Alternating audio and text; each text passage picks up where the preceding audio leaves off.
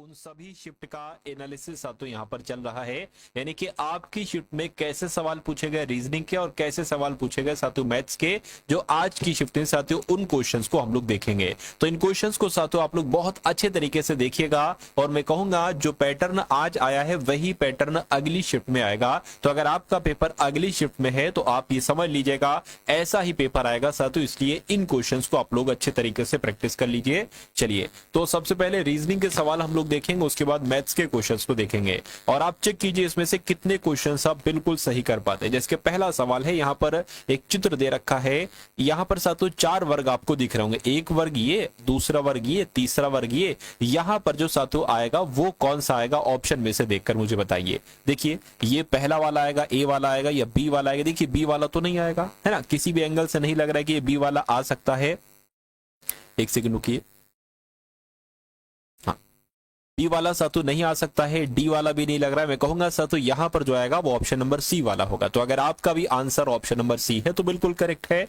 उसके बाद देखिए कह रही दिसपुर का जैसे असम से संबंध है वैसे ही कोहिमा का संबंध किससे होगा, राजधानी से, नागालैंड से, मेघालय से या सिक्किम से।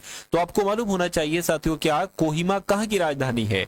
जैसे असम की राजधानी दिसपुर है, ऐसे ही कोहिमा जो है ना ये नागालैंड की राजधानी है। तो जिनका आंसर ऑप्शन नंबर बी के साथ है तो बिल्कुल करेक्ट है। अगला सवाल आपकी स्क्रीन पर है, देखिए सवाल को और बताइए आपका जवाब क्या होगा। कहेंगे 7 मित्र हैं OPQRSTU एक पंक्ति में बैठकर फिल्म देख रहे हैं। तो मान लीजिए ये वो पंक्ति है और 7 मित्र हैं, यानी कि 1 2 3 4 5 6 और एक साथ, तो यहाँ पर 7, ये 7 लोग हमने यहाँ पर बैठा लेंगे। उसके बाद देखिए कह रहे कि इस एक अंतिम छोर पर है, यानी कि इस यहाँ पर हो सकता है या यहाँ पर हो सकता है। उसके बाद देखिए कह रहे कि क्यू एस के दाई से दूसरे स्थान पर बैठा हुआ है। कह रहे कि पी जो है ना ये ओ और क्यू के बीच में बैठा हुआ है, किसी भी अंतिम छोर पर नहीं बैठा है। कौन किसी भी अंतिम छोर पर नहीं बैठा है ना, यहाँ पर साथ यू होना चाहिए, है ना, यू हो गया। यू किसी भी अंतिम छोर पर नहीं बैठा है। आर टी के बाएं बैठा है, तो यू के दाएं से चौथे स्थान पर साथियों कौन बैठेगा। सबसे स्टार्टिंग करिए यहां से साथियों, इसके दाएं से दूसरे स्थान पर बैठा है साथियों क्यू, है ना, और यहां पर कह रहे कि एस एक अंतिम छोर पर बैठा है, तो जाहिर सी बात है एस बाएं छोर पर बैठेगा। और इसके दाएं से दूसरे स्थान पर क्यू बैठा है, यानी कि साथियों क्यू आपका यहां पर बैठ जाएगा। उसके बाद कहा जा रहा है कि क्यू और ओ के बीच में बैठा है पी, तो क्यू और ओ के कौन बीच में बैठेगा साथियों, पी बैठेगा, पी आपका यहां पर बैठ गया। उसके बाद देखिए कह रहे कि यू किसी अंतिम छोर पर नहीं बैठे, यानी कि यू आपका यहां पर नहीं बैठेगा। कह रहे कि आर जो है ना ये टी के बाएं से टी के बाएं ओर बैठा है। आर जो है ये टी के बाएं ओर बैठा है। देखिए यहां पर तो एक जगह है, यहां पर 2 जगह है, तो आर जो बैठेगा साथियों टी के बाएं बैठेगा। तो मैं कहूंगा टी के बाएं कौन बैठेगा, आर बैठेगा। आर यहां पर बैठा लिया। अब यू कहीं पर कहां पर अंतिम छोर पर नहीं बैठना चाहिए था, तो यू आपका यहां पर बैठ जाएगा। 7 के 7 लोग आपने बैठा दिए। कहने के यू के दाएं से चौथे स्थान पर कौन बैठा है, तो यू के दाएं से चौथे स्थान पर कौन बैठा है मुझे बताइए। 1 2 3 4 आर बैठा है, तो आर आपके इस क्वेश्चन का बिल्कुल करेक्ट आंसर है। साथियों आप मुझसे पहले अपना आंसर देने की कोशिश किया कीजिए। अगर वाकई में इस एग्जाम को क्रैक करना चाहते हैं तो जितना भी एनालिसिस मैं आपको कराऊं, जितने क्वेश्चंस आपको कराऊं, भली बात आपको बहुत शानदार तरीके से देखना है, पेपर आपका बहुत आराम से मैं क्रैक करवा दूंगा।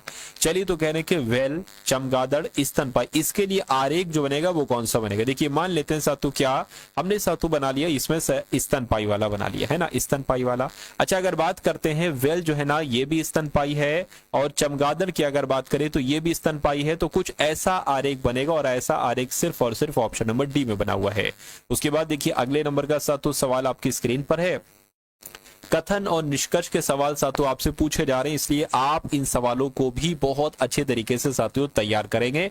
चलिए तो अब अगर बात करते हैं साथियों यहाँ पर कि कुछ उल्लू घोड़े हैं, जैसा कहा जा रहा है वैसा करते जाइए। मान लीजिए साथियों ये क्या हो गए, ये उल्लू हो गए, और कुछ उल्लू मान लेते इतने उल्लू क्या हो गए साथियों, घोड़े हो गए। कुछ उल्लू घोड़े हैं और कुछ घोड़े खरगोश हैं, इतने घोड़े क्या हो गए साथियों, खरगोश हो गए। उसके बाद निष्कर्ष पढ़िए और बताइए कौन सा सही है कौन सा गलत है। कह रही कि कुछ उल्लू खरगोश हैं, भाई साहब कुछ उल्लू खरगोश नहीं है तो ये गलत है। कुछ खरगोश उल्लू हैं, कुछ खरगोश भी उल्लू नहीं है तो ये भी गलत है। यानी कि ना तो निष्कर्ष 1 अनुसरण करता है और ना ही निष्कर्ष 2 अनुसरण करता है। आंसर आपका ऑप्शन नंबर बी होगा। उसके बाद देखिए अगला सवाल है करके 8 मित्र हैं ABCDEFGH दोपहर के भोजन के लिए एक वृत्ताकार मेज के चारों ओर आमने सामने एक दूसरे की ओर आमने सामने बैठे हैं। यानी कि एक गोल मेज में बैठे हैं 8 लोग, 1 2 3 4 5 6 और सातों 7 8, ये 8 लोग बैठे हैं। अब इस सवाल का जवाब आप लोग देने की कोशिश कीजिएगा। कह रहे कि ए एफ के सामने और बी के दाएं से तीसरा है, समझ रहे हैं साथियों? तो मान लेते हैं साथियों कि आप देखिए ए जो है ये एफ के सामने बैठा है, लेकिन ए जो है ना बी के दाएं से तीसरा है। तो बी के दाएं से तीसरा आप कुछ मान लीजिए बी यहां पर है, बी के दाएं से तीसरा क्या होगा 1 2 3, यानी कि ए यहां पर बनेगा। तो कहने के ए एफ के सामने भी है। अच्छा, तो ए एफ के सामने यानी कि एफ साथ तो यहां पर आ जाएगा। उसके बाद कहने के एफ और डी के बीच में जी है, तो एफ और डी के बीच में कौन हो जाएगा साथू? जी हो जाएगा। कह रही डी के बाएं क्या लिखा हुआ है? डी के बाएं को और कौन है? एच है। तो डी कहा? डी के बाएं और एच है, यानी कि एच आपका यहां पर आ जाएगा। कह रहे कि ए और सी के बीच में ई है, तो ए और सी के बीच में कौन हो जाएगा साथू? ई हो जाएगा। तो इतनी बात क्लियर है। कह रहे कि क्या लिखा हुआ है? कह रहे कि एच के दाएं से तीसरा कौन है? तो एच कहां पर गया? एच के दाएं से तीसरा साथू एफ हो जाएगा। तो एफ आपके इस क्वेश्चन का बिल्कुल करेक्ट आंसर हो जाएगा। उसके बाद देखिए अगला सवाल है, कह रही कि उस विकल्प का चयन करिए जो दर्पण के दाएं ओर रखे जाने पर शब्द की सही दर्पण छवि को सर्वाधिक मेल करेगा। यानी कि कहने का मतलब इनके ये है कि अगर यहां पर हम दर्पण रख देते हैं तो ये दर्पण में कैसा दिखेगा? मॉर्टिफाई। तो मैं कहूंगा जो सबसे अंत वाला होता है वो सबसे पहले दिखाई देगा, यानी कि वाई कुछ इस प्रकार से दिखाई देगा सबसे पहले। और एफ का मुंह दाएं तरफ है, एफ का मुंह सातु बाएं तरफ दिखेगा। और आई जैसा वैसा दिखेगा, टी जैसा वैसा दिखेगा। आर का मुंह दाएं तरफ है, बाईं तरफ दिखेगा। ओ जैसा वैसा दिखेगा, एम जैसा वैसा दिखेगा। तो ऐसा कौन से ऑप्शन में साथों आपको नजर आ रहा है? ऐसे अगर बात करते हैं, ऐसा मुझे किसी ऑप्शन में नजर नहीं आ रहा है। तो ऑप्शन साथियों गलत टाइप हो गए हैं, क्योंकि आर ऐसे टाइप करना थोड़ा मुश्किल है ना, एफ ऐसे टाइप करना थोड़ा मुश्किल है। तो कोई बात नहीं है, जो आंसर था वो आंसर मैंने आपको यहां पर साथियों बतला दिया है। खैर, अगले नंबर का सवाल आपकी स्क्रीन पर है, देखिए अब आप इस सवाल को और साथियों बताइए आपका जवाब यहां पर क्या होगा, किस ऑप्शन के साथ आपका जवाब जाएगा। कथन निष्कर्ष वाला सवाल है। कह रहे हैं कि कुछ चूहे वेल हैं। तो मान लेते हैं साथियों कुछ चूहे वेल हैं, ये आपके क्या हो गए? ये चूहे हो गए। और इतने चूहे क्या हो गए साथियों? इतने चूहे जो है ना, इतने चूहे साथियों वेल हो गए। ठीक है, इतने चूहों की अगर बात करते हैं साथियों वेल हो गए। चलिए अगला स्टेप है करके सभी वेल कुत्ते, यानी कि जितने सारे के सारे वेल हैं ये सभी कौन है? ये सभी कुत्ते हैं। अब निष्कर्ष पढ़िए और निष्कर्ष देखकर बताइए आंसर क्या होगा। कुछ चूहे कुत्ते हैं, कुछ चूहे कुत्ते, बिल्कुल इतने चूहे कुत्ते हो जाएंगे, सही हो जाएगा। कुछ कोई चूहा कुत्ता नहीं है, कोई चूहा कुत्ता नहीं, ये गलत है साथियों। तो मैं कहूंगा सिर्फ और सिर्फ एक वाला सही होगा, ऐसा ऑप्शन नंबर ए में लिखा हुआ है। उसके बाद देखिए अगला सवाल आपकी स्क्रीन पर है, देखिए और बताइए आपका जवाब यहां पर क्या होगा, किस ऑप्शन के साथ जाएगा। आपसे कहा जा रहा है कि 8 मित्र हैं A B C D E F G H, एक गोलाकार मेज के चारों ओर एक दूसरे की मुंह करके भोजन कर रहे हैं। तो एक गोला हमने बना लिया, 8 लोग हैं ना, तो 1 2 3 4 5 6 7 8, 8 लोग यहां पर साथी हो गए। उसके बाद कह रहे हैं कि ए एफ के सामने और बी, ये तो अभी हम लोगों ने करा था साथियों, है ना, ये अभी तो हम लोगों ने करा था। तो एच के सामने कौन बैठा है? कोई दिक्कत नहीं साथियों, हम पिछला वाला देख लेंगे, एच के सामने कौन बैठा है ना। तो यही था ना, हाँ यही है। एच के सामने कौन बैठा है साथियों? एच के सामने बैठा है बी। तो बी आपका जवाब होगा। बी देखिए किस ऑप्शन में है, मैं कहूंगा बी ऑप्शन नंबर ए में है। तो बस ये सेम चीज रहती है ना। अगली शर्त में आपसे जो पूछा जाएगा बस यहां पर वाला चेंज कर दिया जाएगा, कुछ भी अलग कर देंगे कि ए के सामने कौन है, बी के दाएं से तीसरा कौन है ना, ऐसे करके साथियों पूछा जा सकता है।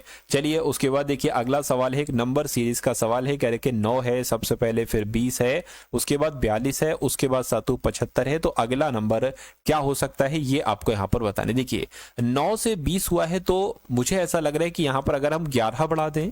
अच्छा 20 से 42 हुआ है तो कितना बढ़ा है साथियों? 30 40, ये तो साथियों फिर तो 22 बढ़ जाएगा। और यहां पर अगर बात करें साथियों 3 और 3, ये तो 23, ये तो 11 का पहाड़ा चल रहा है भाई। 11 कम 11, 11 दूना 22, 11 33, 11 चौक 44 आ जाएगा। तो अगर 75 और 44 जो हमने जोड़ रहे हैं वो यहां पर कितना आएगा? 119 आएगा। अगर 119 हमें ऑप्शन में मिल गया तो ये जवाब हमारा साथियों बिल्कुल सही हो जाएगा, और 119 ऑप्शन में डी में है, यानी कि आंसर आपका ऑप्शन नंबर डी हो जाता है। चलिए उसके बाद देखिए अगले नंबर का साथियों सवाल आपकी स्क्रीन पर है। आपसे कह रहे हैं कि 7 मित्र हैं O P Q R S T, एक पंक्ति में बैठकर फिल्म देख रहे हैं। तो कितने लोग हैं? 1 2 3 4 5 6 7, 7 लोग हैं, है ना। पंक्ति में बैठकर साथियों क्या देख रहे हैं? फिल्म देख रहे हैं। एस एक छोर पर बैठे, यानी कि एस यहां पर बैठ सकता है, यहां पर बैठ सकता है। एस के दाएं से, अब देखिए एस यहां पर नहीं बैठ सकता क्योंकि एस का दाएं फिर इधर थोड़ी ना करोगे, तो एस यहां पर बैठेगा। तो एस के दाएं एस के दाएं ओर से दूसरे स्थान पर कौन बैठा है, क्यू बैठा हुआ है, ठीक है। उसके बाद कहने के क्यू और ओ के बीच में पी बैठा है, क्यू और ओ के बीच में साथियों कौन बैठा है, पी बैठा है। मुझे ऐसा लग रहा है कि मैं इस सवाल को अभी कर चुका हूं, कोई दिक्कत नहीं, सवाल देखते हैं हम लोग। उसके बाद कहने की यू किसी भी छोर पर नहीं है, तो यू किसी भी छोर पर नहीं, यानी कि यू यहां पर बैठ सकता है या यहां पर बैठ सकता है, ठीक है, कोई बात नहीं है। उसके बाद देखिए टी के बाएं ओर बैठा है आर, तो टी के बाएं ओर बैठा हुआ है आर, तो टी के बाएं ओर हमने साथियों आर बैठा दिया। अब बचा साथियों यू, तो यू आपका यहां पर आ जाएगा। यानी कि पी और आर के बीच में कौन है, पी और आर के बीच में कौन है साथियों, ओ है, तो ओ आपके सवाल का जवाब होगा। अच्छा वहां पर क्या था, वहां पर कुछ और आपसे पूछा जा रहा था, देखिए जरा, है ना, ये सवाल था, नहीं ये सवाल नहीं था, ये सवाल था। वहां पर पूछा जा रहा था यू के दाएं से चौथे स्थान पर कौन है ना, और यहां पर साथियों आपसे कुछ और ही पूछा जा रहा है। चलिए खैर कोई बात नहीं, बस ये अलग हो गया, बाकी सारा कुछ साथियों सेम रहा। अगले नंबर का सवाल आपकी स्क्रीन पर है, कह रहे कि एक निश्चित कोड भाषा में CIRCLE को 50 के रूप में लिखा जाता है, ALGAE को क्या लिखा जाएगा, आप लोग मुझे बताइए।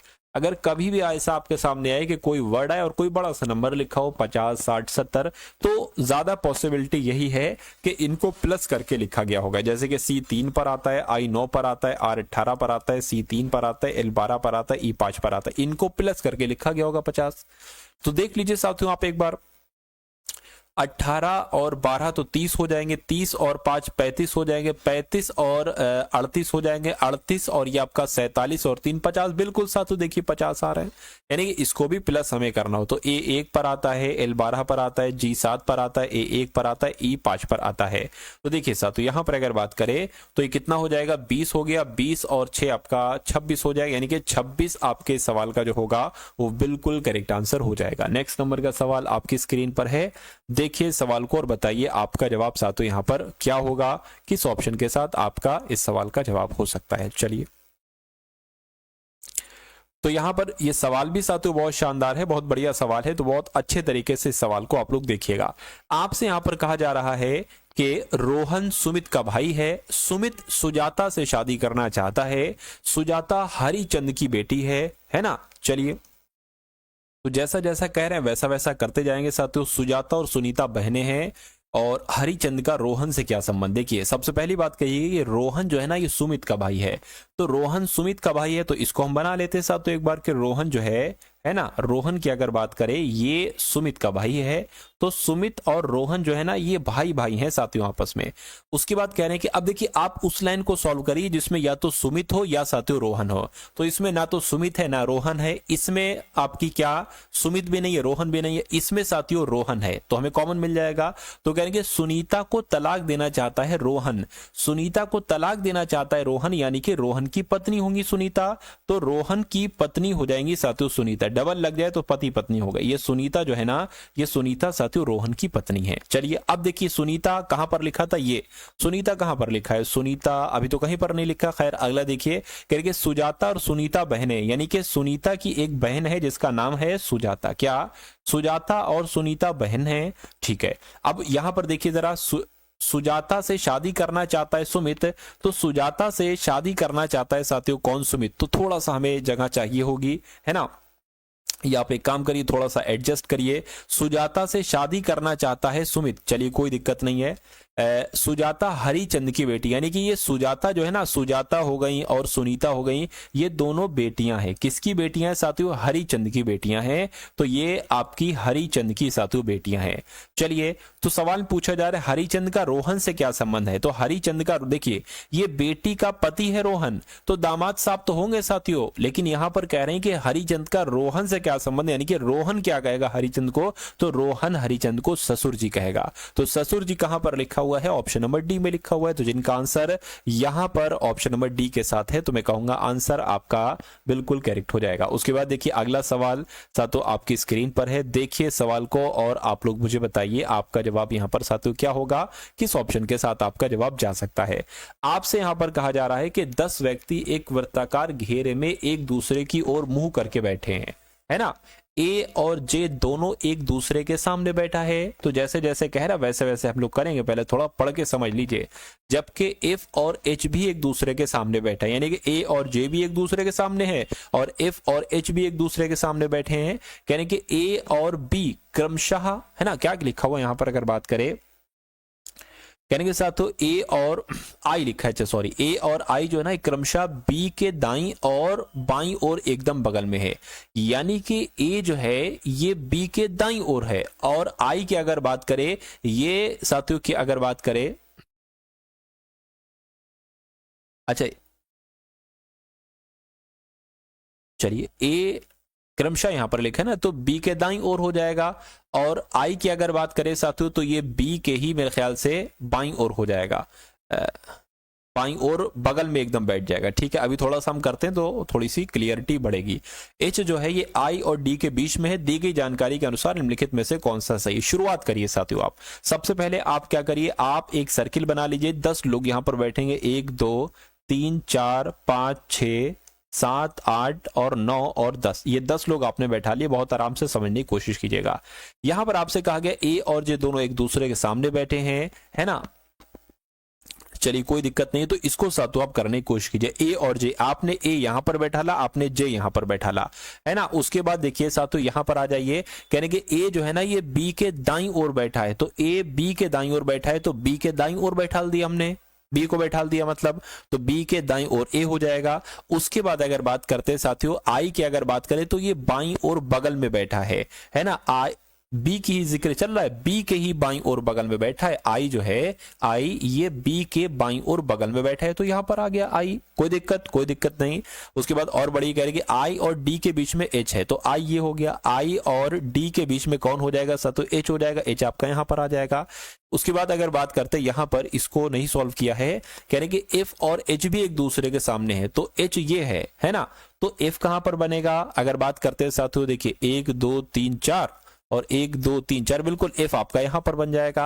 उसके बाद कह रहे हैं कि निम्नलिखित में से इनमें से कौन सा सही है, ये आपको कुल मिला के साथियों बताना है। चलिए, तो कहने के जे जो है ना ये ए और एफ के बीच में है, तो ए और एफ के बीच में तो भैया जे है या जे नहीं, हमें इसके बारे में जानकारी नहीं है ना, क्योंकि जे यहां पर है तो ये तो गलत हो जाएगा। आई जो है ये एच और बी के बीच में है, तो आई जो है ना ये क्या लिखा हुआ है, एच और बी, हाँ बिल्कुल साथ, एच और बी के बीच में ही तो आई है, तो ये वाला आपका सही हो जाएगा, यानी कि बी वाला आपका सही हो जाएगा। सी के दाईं ओर बगल में बैठा है डी, तो सी के दाईं ओर, सी हमें पता ही नहीं कहां पर है। डी के बगल में बैठा है जी, तो डी के बगल में जी नहीं बैठा है, तो मैं कहूंगा इस सवाल का जवाब आपका जो जाएगा वो सिर्फ और सिर्फ ऑप्शन नंबर बी के साथ ही जाएगा। चलिए उसके बाद देखिए अगले नंबर का सातों सवाल आपकी स्क्रीन पर है, देखिए सवाल को और बताइए आपका जवाब क्या हो सकता है।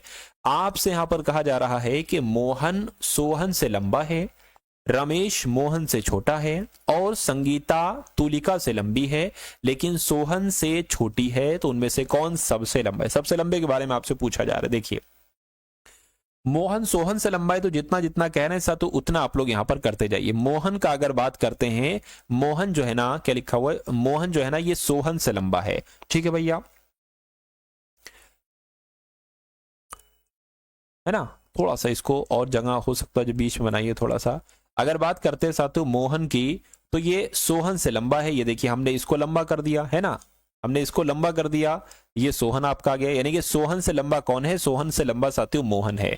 उसके बाद करेंगे आप देखिए मोहन से छोटा है रमेश, मोहन से छोटे की अगर बात करते हैं साथियों रमेश है, चलिए कोई दिक्कत नहीं है। कहने कि और संगीता तुलिका से लंबी है, देखिए संगीता जो है ना क्या कहा जा रहा है, संगीता की अगर बात करते हैं साथियों, संगीता जो है ना ये तुलिका से लंबी है, ठीक है। संगीता की अगर बात करें तो ये साथियों तुलिका से लंबी है, लेकिन सोहन से छोटी है। बहुत ध्यान से देखिए, संगीता तुलिका से तो लंबी है लेकिन सोहन से छोटी है, तो मैं कहूंगा सोहन से छोटी है क्या, संगीता। तो देखिए सोहन ये यहां पर आया, तो यहां पर क्या आ जाएगा, ऑटोमेटिक साथियों मोहन आ जाएगा।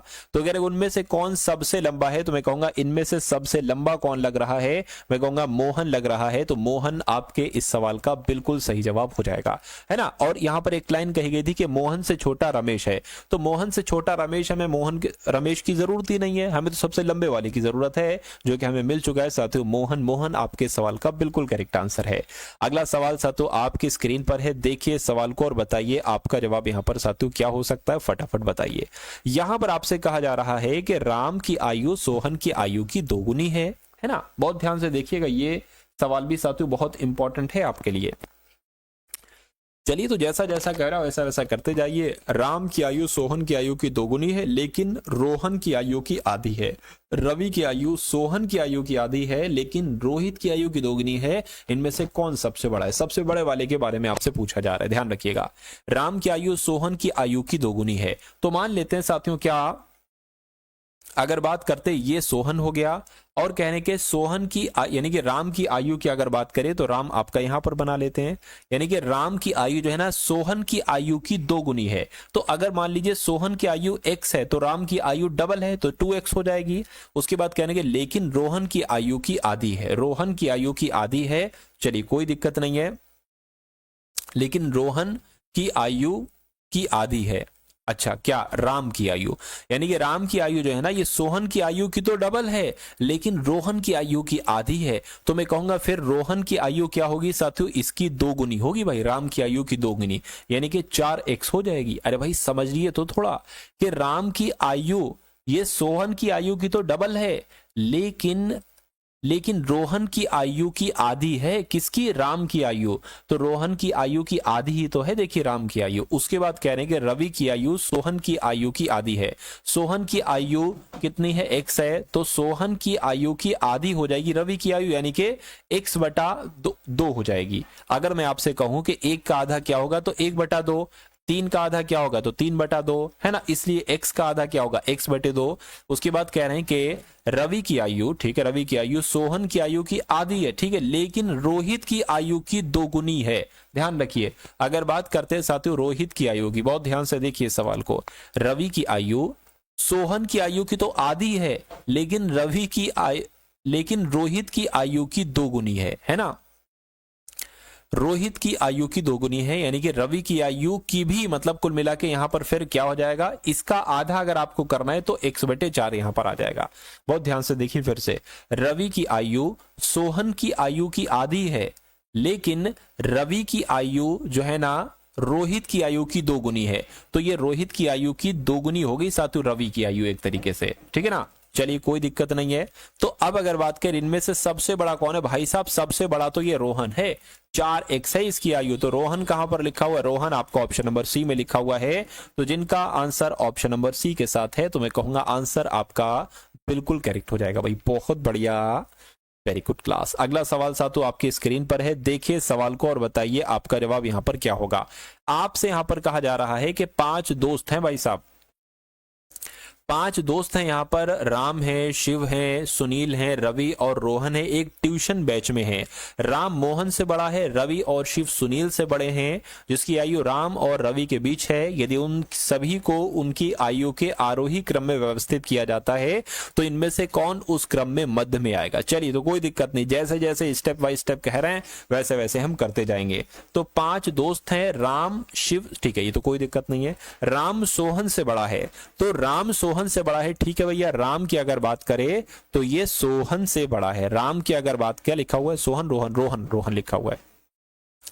राम की अगर बात करें साथियों तो रोहन से बड़ा है, ठीक है, राम रोहन से बड़ा कर दिया।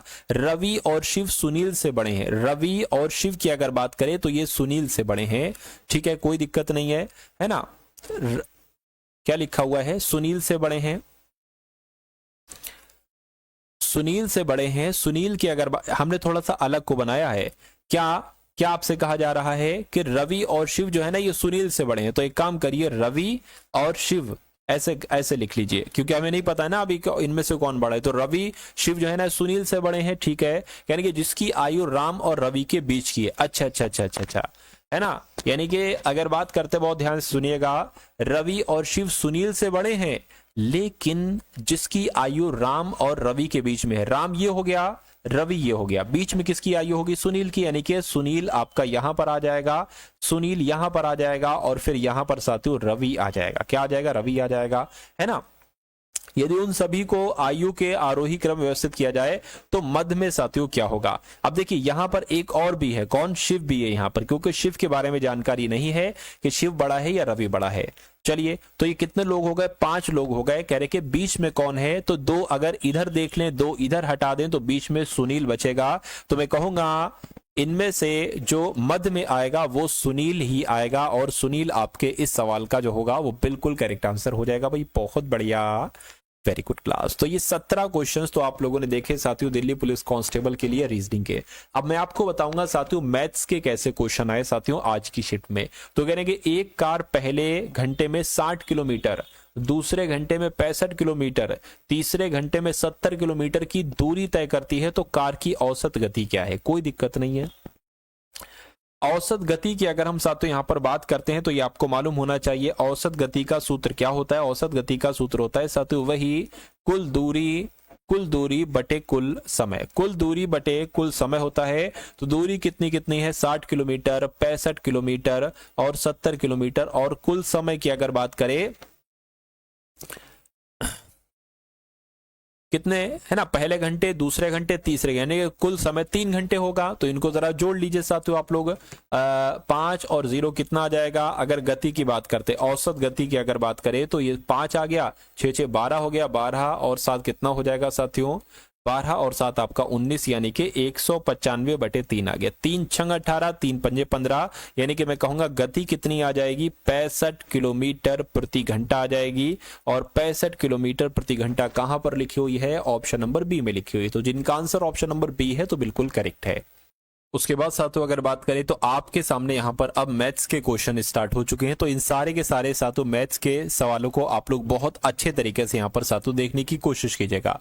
चलिए तो बात करते हैं मैथ का पहला सवाल है, करके एक वृत्त की परिधि और वृत्त का व्यास, इनके बीच का जो अंतर है ना वो 60 सेंटीमीटर है। तो मुझे त्रिज्या बताइए। अब यहाँ पर 2 चीजों की बात की गई है साथियों, एक बात की गई है वृत्त की परिधि की, क्या, एक बात की गई है कि वृत्त की परिधि की, और एक यहाँ पर बात की गई साथियों वृत्त के व्यास की। क्या, एक बात की गई है वृत्त के व्यास की, और कहा गया है कि इन दोनों का अंतर यानी कि इन दोनों को डिफरेंस कराओगे तो 60 आएगा।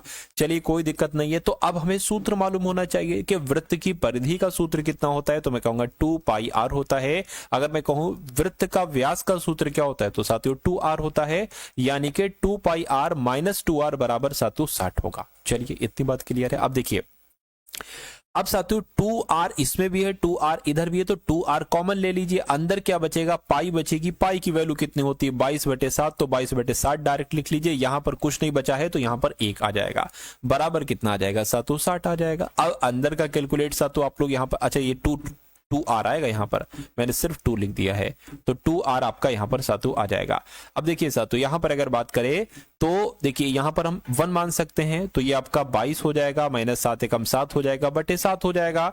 22 में से 7 जाएगा तो कितना बचेगा, तो आपका 15 बचेगा ना। तो 15/7 डायरेक्ट लिख लें यहां पर, 15/7, तो 15/7 आपका ये हो गया, गुणा आपका 2r ये हो जाएगा, बराबर आपका 60 ये हो जाएगा। तो साथियों यहां पर बराबर है तो क्रॉस मल्टीप्लाई होगी, यानी कि 7 की गुणा 60 से हो जाएगी, और 15 ये भाग के रूप में आ जाएगा। तो 2r बराबर क्या आ जाएगा, 60 × 7 और बटे क्या आ जाएगा, 15 आ जाएगा। 15 चौक आपका 60 होता है। और 2r की अगर बात करें तो देखिए 2r बराबर कितना आ गया, 7 चौक 28 आ गया। r बराबर कितना आ जाएगा, 28/2 आ जाएगा। तो कट होगा तो 14 आएगा।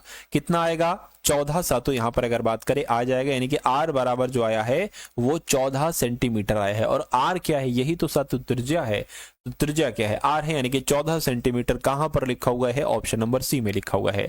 उसके बाद देखिए अगला सवाल साथियों आपकी स्क्रीन पर है। ये थोड़ा सा सही तरीके से टाइप नहीं है, मैं इसको लिख कर लाया हूं कि ये सवाल कैसे होना चाहिए। देखिए मैं आपको बता देता हूं, इसको भूल जाइए, कुछ नहीं है। ये सवाल यहां से स्टार्ट होता है, 8 + 3 है ना, माइनस है, और फिर साथियों ब्रैकेट में आपका 5/2 है, गुणा आपका 1/3 है, और ब्रैकेट ये बंद हो जाएगा और ऑफ लग जाएगा। उसके बाद साथियों फिर 12/5 है, और प्लस 4/3 है गुणा 3/8 है। इसको आपको सातों एक बार कैलकुलेट करना होगा। चलिए तो इसको कैलकुलेट करने की कोशिश करते हैं। अब यहां पर सातों लिखा हुआ है 8 + 3, तो ये 8 + 3 जैसा लिखा वैसा लिख दीजिए। ब्रैकेट वाले को सातों सबसे पहले आप क्या करा लीजिए, एक बार कैलकुलेट यहां पर करा लीजिए। देखिए ये 3 दूना आपका 6 हो जाएगा, 5 एकम 5 हो जाएगा, यानी कि 5/6 आपका यहां पर आ गया है। और यहां पर साथियों कितना है, 12/5 है। ये क्या आएगा, ऑफ की जगह पर साथियों गुणा होगा, यानी कि अब ये सबसे पहले सॉल्व होगा। उसके बाद अगर बात करें, इतनी बात क्लियर हो गई। अब देखिए ये 3 से 3 कैंसिल हो जाएगा, 4 एकम 4, 4 दूना 8, यानी कि इसकी जगह पर 1/2 आ जाएगा। ये भी बात क्लियर हो गई। चलिए कोई दिक्कत नहीं है। अब यहां पर साथियों अगर हम लोग बात करें तो 8 + 3 5/6 गुणा, इसको सबसे पहले कैलकुलेट करा लीजिए। देखिए इस 5 से आपका ये 5, 6 कम 6, 6 दूना 12, यानी कि इसकी जगह पर 2 आएगा। तो अब आपके सामने 8 + 3 - 2 + 1/2 आ चुका है। 8 + 3 कितना हो जाएगा, 11 हो जाएगा। 11 में से 2 जाएगा, 9 बचेगा। 9 + 1/2 यहां पर आ चुका है। ये क्या होता है, ये आधा होता है, यानी कि 9 + 0.5 ये होता है। तो ये तो 9 और आधा कितना हो जाएगा, 9.5 हो जाएगा। तो कुल मिला के अगर बात करें इस पूरे को कैलकुलेट करके 9.5 आएगा। और 9.5 कहां पर लिखा हुआ है, ऑप्शन नंबर डी में लिखा हुआ है। तो जिनका भी आंसर यहां पर है ऑप्शन नंबर डी के साथ, तो बिल्कुल करेक्ट हो जाएगा। उसके बाद देखिए अगले नंबर का सातों सवाल आपकी स्क्रीन पर है। आपसे क्या कहा जा रहा है, देखिए और बताइए आपका जवाब क्या होगा। आपसे यहां पर कहा जा रहा है कि अमित ने ब्याज दर के समान वर्षों के लिए साधारण ब्याज पर एक साहूकार से 8,000 रुपए उधार लिए हैं। यदि उसने ऋण अवधि के अंत में ब्याज के रूप में 2,000 रुपए का भुगतान किया है, यानी कि साथियों कितने रुपए उधार लिए हैं, है ना, 8,000 रुपए उधार लिए हैं उसने, ठीक है। और फिर उसने साधारण ब्याज कितना दिया, 2,000 रुपए दिया है। इतनी बात यहां पर कही गई है। उसके बाद कहने के अमित ने ब्याज दर के समान वर्षों के लिए, इस लाइन का मतलब आपने समझा, पहली वाली लाइन का मतलब, कहने का मतलब है ब्याज दर के समान वर्षों के लिए, मतलब जितनी ब्याज दर होगी, क्या साथियों, जितनी ब्याज दर होगी उतना ही साथियों यहां पर समय है। तो मान लेते हैं ब्याज दर अगर x है और समय भी अगर x है, क्योंकि यहां पर जिक्र आया ना समान है, ब्याज दर जो है ना वही वर्ष, वही उतनी ही वर्ष है, तो कोई दिक्कत नहीं है। तो ब्याज दर आपसे पूछी जा रही है, यानी कि दर आपसे पूछी जा रही है, तो इसका सूत्र है साधारण ब्याज गुणा 100/p × t। तो आर हमें ज्ञात करना है, साधारण ब्याज कितना है साथियों, 2,000 है, गुणा 100 आ जाएगा। अपॉन में पी कितना है, मूलधन कितना है, 8,000 है। और समय कितना है, समय साथियों वही रहेगा जो आर रहेगी, जो दर रहेगा। तो इसको आप एक काम करिए, दर हमने x मानी है ना, तो इसको आप x लिख लीजिए। तो जो ये रहेगी वही साथियों ये रहेगी। क्यों ऐसा किया गया है ये मैं आपको बता दूंगा। 3 0 से आपका 3 0 कैंसिल, 2 से ये कैंसिल तो 4 आ जाएगा, 4 से 100 कैंसिल करोगे 25 आएगा। अभी x की गुणा x से हो जाएगी, यानी कि x² बराबर 25 आ गया है। तो जब भी x² 25 आ जाए तो ये किसी का स्क्वायर होगा, किसका स्क्वायर है, 5 आएगा, तो सिर्फ x बराबर 5 आपका यहाँ पर आ जाएगा। तो ब्याज दर कितनी आएगी, मैं कहूंगा 5% की साथियों ब्याज दर आएगी। और ऐसा कहां पर लिखा हुआ है, ऐसा आपका ऑप्शन नंबर ए में लिखा हुआ है। तो जिनका आंसर ऑप्शन नंबर ए के साथ है, मैं कहूंगा आंसर आपका बिल्कुल करेक्ट है। अगला सवाल आपकी स्क्रीन पर है, कहने के 3 व्यक्ति हैं ए बी सी, क्रमशः 8, 15, 20 मिनट में एक वृत्ताकार ट्रैक का एक फेरा पूरा कर सकते हैं। यानी कि एक वृत्ताकार है, वृत्त है, ट्रैक है ये साथियों। ए जो है ना ये 8 मिनट में उस वृत्त का पूरा चक्कर लगा लेता है, बी 15 मिनट में लगा लेता है और सी उसका चक्कर 20 मिनट में लगा लेता है। कह रहे कि यदि वे एक निश्चित बिंदु से, यानी कि मान लीजिए यहां से सुबह 8 बजे एक साथ फेरा शुरू करते हैं, तो वे किस समय प्रारंभिक बिंदु पर फिर से एक साथ होंगे। ऐसा सवाल आता है, बस ABCD की जगह कुछ और कर दिया जाता है या नाम लिख दिया जाता है और 8, 15, 20 की जगह कुछ और कर दिया जाता है। तो कभी भी अगर ऐसा सवाल आए तो ये जो 3 नंबर आपको दे रखे ना, इनका आपको LCM निकाल लेना है। तो 8, 15 और 20 का LCM निकाल लीजिए। तो 2 चौक 15 नहीं कटेगा, 15 ये आपका 10 आ जाएगा। फिर से 2 से कट करिए, 2, 15 और 5 आ गया। फिर से एक बार 2 से कट करिए, फिर 3 से कट करिए, 3 पंजे 15 और 5। अब साथियों 5 से कट कर लीजिए, ठीक है ना। तो कितना इसको कैलकुलेट, 2 दूना 4, 4 दूना 8, 8 तिया 24 और 24 पंजे मेरे ख्याल से 120 होता है। तो LCM कितना निकला इन नंबर का, 120 निकला। मैं कह सकता हूं क्या कि अगर 8 बजे ये एक साथ फेरा शुरू करते हैं तो वे अगले 120 मिनट के बाद प्रारंभिक बिंदु पर एक साथ फिर से मिलेंगे। क्यों 120 मिनट, क्योंकि LCM 120 आया है। तो 120 120 को 120 मिनट कह लो या 120 को साथियों 2 घंटे कह लो, मैं कहूंगा एक ही बात है। तो जब 8 बजे ये लोग चल रहे हैं, 8 बजे स्टार्ट करते हैं तो 2 घंटे के बाद मिलेंगे, यानी कि 10 AM पर मिलेंगे। तो क्या 10 AM कहीं पर लिखा हुआ है? मैं कहूंगा बिल्कुल लिखा हुआ है, ऑप्शन नंबर सी में लिखा हुआ है। तो जिनका आंसर ऑप्शन नंबर सी के साथ है तो बिल्कुल करेक्ट है। अगला क्वेश्चन आपकी स्क्रीन पर है, आपसे कह रहे हैं कि ए अकेले 12 दिनों में, बी अकेले 16 दिनों में कोई काम कर सकता है। उन्होंने 350 रुपए में एक काम करने की जिम्मेदारी ली है, तो बी को कितने रुपए मिलेंगे? दोनों को कितने कितने रुपए मिलेंगे एक बार मुझे बता दीजिएगा। देखिए अगर बात करते हैं सर, तो ए एक काम को 12 दिन में करता है, बी उसी काम को 16 दिन में करता है ना। तो अगर बात करें टोटल काम कितना हो जाएगा, यानी कि एक ऐसा नंबर जो 12 से भी कटे 16 से भी कटे, कितना होगा नंबर मुझे बताइए। अभी मुझे ध्यान नहीं आ रहा है साथियों, अगर नहीं ध्यान आ रहा है, नहीं पता लगा सकते हैं तो 12 16 का एलसीएम निकाल लीजिए। 2 छंग 2 अट्ठे हो जाएगा, 2 तियां 2 चौक हो जाएगा, है ना। अब अगर बात करें साथियों, एक बार 3 से कटे, एक बार 4 से, 4 तियां 12, 12 दूना 24, 24 दूना 48, यानी कि 48 वो नंबर है। 12 तियां 12 चौक 48, है ना, और 16 तियां साथियों 48। यानी कि अगर बात करें, अब ये क्षमता हमने निकाल ली है कि अगर ए एक दिन में 4 काम करेगा तो बी एक दिन में साथियों कितना काम करेगा? 3 काम करेगा। अब अच्छा देखिए, ए और बी की यहां पर क्षमता हमने निकाल ली है 4 और 3। तो अगर इसको हम ये भी कह सकते हैं कि ए डेली 4 रुपए कमाएगा तो बी 3 रुपए कमाएगा, लेकिन यहां पर कह रहे हैं कि दोनों लोग मिलकर 350 रुपए कमाते हैं। और बी की कमाई कितनी है? तो बी की कमाई की अगर बात करें कितनी, देखिए ए की कमाई कितनी पहले हम निकाल रहे हैं। टोटल पैसे कितने? 350। ए को अगर 4 रुपए मिलते हैं तो बी को 3 रुपए मिलते हैं। अब नीचे आ जाएगा तीनों का योग, सॉरी दोनों का योग 7 आ जाएगा। 7 से कट के 7 पंजे 35 और 50 चौक कितना होता है? 200 होता है। तो ए को कितने रुपए मिलेंगे साथियों? 200 रुपए में।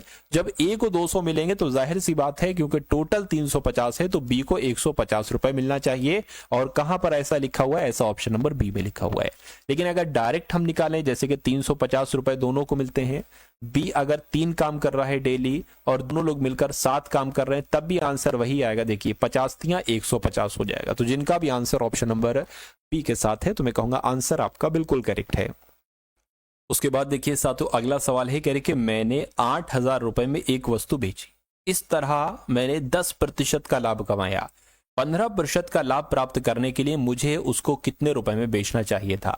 अब देखिए 8800, सॉरी 8,000 नहीं 8800 लिखा हुआ, 8800 रुपए में अगर आपने कोई चीज बेची है क्या, तो आपको साथियों कितना लाभ हुआ है? 10% का लाभ हो, यानी कि आपने उसको 110% में बेचा होगा। अरे भाई 20% का लाभ हो रहा है तो 120% में बेचा है, 10% का लाभ हो रहा है तो 110 में बेचा, 110% में बेचा है तो वो वस्तु 8800 की बिकी है। लेकिन अगर हम बात करें 15% में अगर हम इसको बेचना होता, यानी कि 115% में बेचे तो ये कितने रुपए की बिकेगी आपसे पूछा जा रहा है। तो कोई बात नहीं, 110% की वैल्यू 8800 है ना, 115% की वैल्यू निकाल लीजिए। ये आपकी 1% की वैल्यू हो गई, ये नीचे आ गया। और 115% की वैल्यू निकालना है तो 115 से गुणा कर दीजिए। ये 0 से ये 0 कैंसिल, 11 अट्ठे 88 हो जाएगा। अब 115 की गुणा साथियों 8 से कर लीजिए। चलिए 8 पंजे आपका 40 हो जाएगा, 8 कम 8 इतना हो गया है, 8 कम 8 9 और एक 0 लग जाएगा ये वाला आपका। तो 9200 रुपए में आंसर आप जगाया जाएगा, यानी कि 15% का लाभ प्राप्त करने के लिए आपको वो चीज 9200 रुपए में साथियों बेचना चाहिए, ठीक है ना। चलिए उसके बाद देखिए साथियों अगले नंबर का सवाल आपकी स्क्रीन पर है। आपसे कहा जा रहा है कि इन अवलोकनों का औसत 38 है, इन अन्य यानी कि दूसरे इन अवलोकनों का औसत 42 है और शेष इन अवलोकनों का औसत 55 है। तो सभी अवलोकनों का औसत कितना होगा? 55 होगा, 45 होगा, 40 होगा या 35 होगा? कोई बात नहीं, ऐसा अगर सवाल आता है, मैंने आपको हमेशा बताया था कि इन अवलोकनों का औसत कितना है। अगर इन अवलोकनों का औसत 38 है तो अगर मैं आपसे पूछूं कि इन अवलोकनों का कुल मिला के योगफल कितना होगा, तो n की गुणा 38 से करिए, 38n आ गया। उसी प्रकार कहने के अन n यानी कि दूसरे n अवलोकनों का औसत 42 है, तो अगर मैं आपसे पूछूं इनका योगफल कितना होगा, तो 42 की गुणा n से करेंगे, 42n आ जाएगा, ध्यान रखिए। उसी प्रकार शेष अन्न, क्या साथियों, शेष अन्न अवलोकनों का औसत 55 है ना, 55 है, तो इनका योगफल कितना आ जाएगा साथियों, 55n आ जाएगा। तो अब अगर बात करते हैं कहने के सभी का औसत बताइए। अब औसत साथियों आपसे पूछा जा रहा है तो आपको क्या पता होना चाहिए, आपको योग पता होना चाहिए, है ना, आपको योग पता होना चाहिए सबका। आपको योग तो बहुत आराम से मिल जाएगा, पहला योगफल ये है, दूसरा योगफल ये है, तीसरा योगफल ये है। यानी कि औसत अगर आप ज्ञात करना चाहते हैं तो 38n plus 55n plus 42n, एक सेकेंड, इसको थोड़ा सा हमें इधर को लिखना चाहिए था साथियों, है ना। अगर आप क्या औसत निकालना चाहते हैं, आप अगर औसत निकालना चाहते हैं तो साथियों 38n plus 55n plus 42n, है ना, और बटे में क्या आएगा, कितनी बार n है, एक बार, दो बार, तीन बार, तो 3n नीचे आ जाएगा। इसको साथियों आप क्या कर लीजिए, इसको आप कैलकुलेट करा लीजिए। तो 42, 55, 38 को जोड़िए, 2 5 7, 7 और 8 15, 15 का 5, हासिल लगा 1, 5 5 10, 10 और 3 13, यानी कि 135n बटे 3n हो जाएगा। ये क्या होगा, ये आपका साथियों औसत हो जाएगा। इसको कैलकुलेट करिए, n से n कैंसिल हो जाएगा, 3 चौक 12, 3 पंजे 15, यानी कि औसत जो आया है वो साथियों 45 आया है। तो कुल मिला के सभी अवलोकनों का औसत जो आएगा वो 45 आएगा, और 45 जिनका भी आंसर है मैं कहूंगा आपका आंसर बिल्कुल करेक्ट हो जाएगा। अगला सवाल साथियों आपकी स्क्रीन पर है, 5 माइनस, यहां से सवाल स्टार्ट है साथियों, 5 माइनस 6.5, है ना, यहां पर साथियों भाग है, भाग 13 प्लस 2.3 गुणा 0.8 प्लस 0.4। इसको आपको क्या करना है साथियों, आपको कैलकुलेट करना है। चलिए तो अगर बात करें, ये 5 हमने लिख लिया, माइनस 6.5 जो लिखा हुआ है बटे में, देखिए भाग है ना, तो बटे में 13 ले लीजिए, कोई दिक्कत थोड़ी ना। फिर आपका प्लस आ जाएगा, देखिए 2.3 है तो एक काम करिए, पॉइंट को हटा के नीचे 10 आप बढ़ा सकते हैं।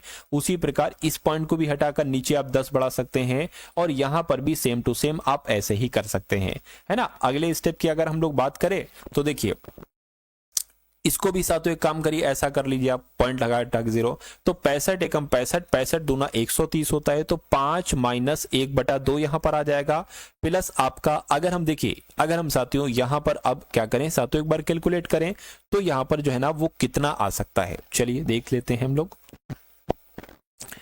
तो 2 पंजे आपका 10 हो जाएगा, है ना, और 2 चौक 8 हो जाएगा, 2 आ जाएगा, और यहां पर फिर 5 आ जाएगा, है ना। यानी कि यहां पर अगर बात करते हैं साथियों, 5 पंजे कितना आ जाएगा साथियों, 25 आ जाएगा।